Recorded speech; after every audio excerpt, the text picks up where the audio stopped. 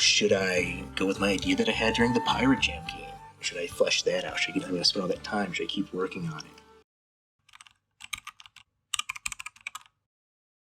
It's been about a week since the Pirate Jam was finished up. I got my game in on time, and I've been thinking a lot about what is next. And I'm going back to the Marble Maze. I'm going to finish that up. I'm going to put a deadline of 3 to 6 months on it. I know that's kind of a big range of time, but I don't want to put a hard deadline just yet until I finish up the design doc for it. So that's the next thing I'm going to work on, is getting a design doc. Having a rough idea of a time frame that I want to shoot for will help me keep the scope manageable. Having done the Pirate Jam, I have a better idea of what it will take to do something like that, and I think this will be a good test to see if I can project that scope into a timeline that is executable. Hopefully I can do it. We'll see. I don't know shit about programming still, so there might be lots of problems that just take longer to solve than I could have realized. It also depends on life, since this is a after work weekend when I have time project. But yeah, that's the next step, is finish up the Marble Maze. I know there's a couple ideas I've had that I want to see if I can implement. One of them is a global high score that stores times. So when you beat a level or beat the game, it would take your time or your score or whatever I use in it, and it would upload it to some kind of online website or something, so that anybody who played would be able to access that information, or the game would be able to access that information and then show it. I have no clue how to do that. I know that would mean website stuff, which is probably HTML, I think, and I'd have to get an API, but I don't know what that is. So yeah, it's just an interesting problem I don't know how to solve, but I think it would be an interesting and useful problem to solve.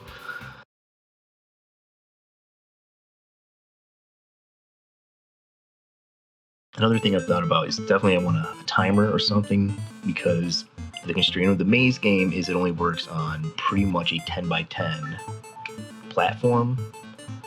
You can extend it out to about 20 by 20, but it starts to get a little weird, and anything bigger than that, and it's a matter of distance and degrees, and then how much that affects the way that the physics work on extreme ends. I like the constraint. I like that constraint for this style of game, because it's going to be a 10 by 10 for each puzzle. And so you'll have to roll the ball through each puzzle. That's why there will be a score or a timer that you'll be trying to beat. So yeah, I need to figure all that stuff out, hence the GDD, game design document. But it's Friday, I just got off work, so I have the weekend to do the GDD and work on this. The other thing I'm going to do is I have an idea for a much larger game, one that has a bigger focus on the narrative, but that will be game number 2 if I get game number 1 done. I originally set out to do the Marble Maze, and I'm going to keep my commitment to that. Something I've been thinking about this past week is, should I go with my idea that I had during the Pirate Jam game? Should I flesh that out? I'm going to spend all that time. Should I keep working on it? The thing I've come back to is, I want to release a game on Steam completely with all the bells and whistles. That was the original goal. And that means finishing the original idea I had, the Marble Maze.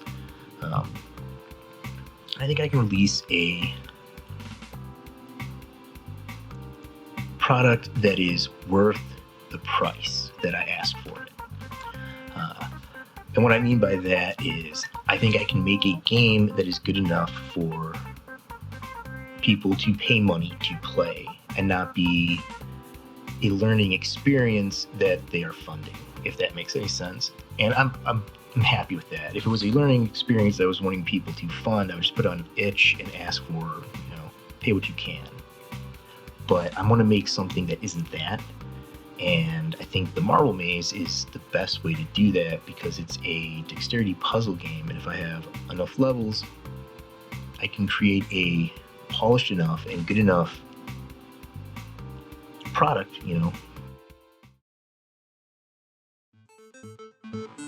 It's so weird to call it a product. Like, as an artist, I don't think about the things I make as products. They're sculptures, they're works of art. It's just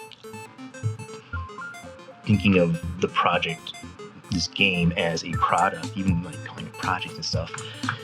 Yeah, it's such a weird way. Maybe I just call it, because I don't want to call it the sculpture or the artwork.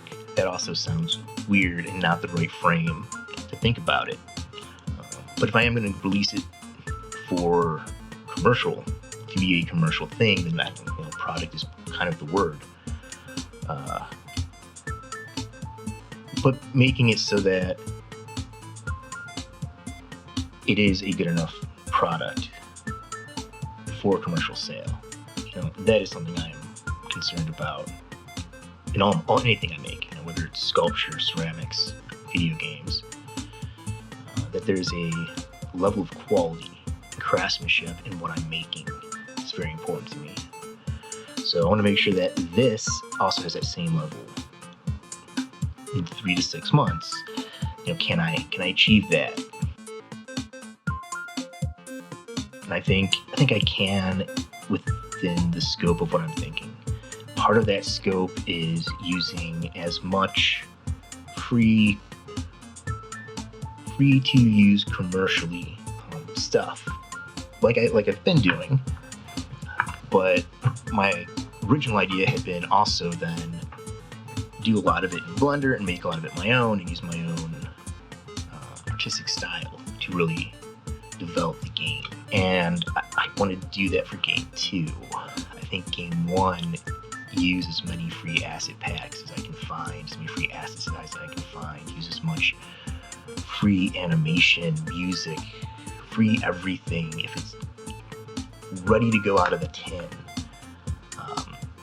use it, and then mix enough that it's not noticeable. I kind of want to do the same thing, like find the pre-made asset and use it everywhere, but still adjust it enough that it doesn't immediately look like the pre-made asset, if that makes sense. So that's the plan. Gonna get to it. Hopefully I'll have a design document, which if I do, I think I'll put it on my itch page if I can figure that out. It'd be fun. And yeah, start getting levels done, because that's going to be the other thing, is if it is timed, I'd want it to have a certain number of levels that you can get scores on that progressively get harder, and also maybe incorporate some more adventurous elements into the level design, so that there are things like ramps or lifts, fall damage. I'm trying to think back to some of the things that they had in the Marble Maze game, too, like fall damage and like enemies that bump you in weird ways, bumpers and stuff. So that's the plan. I'm gonna get to it. Thanks for checking out my adventure into being a devlog. Please like, subscribe, and do all those other things. Thanks.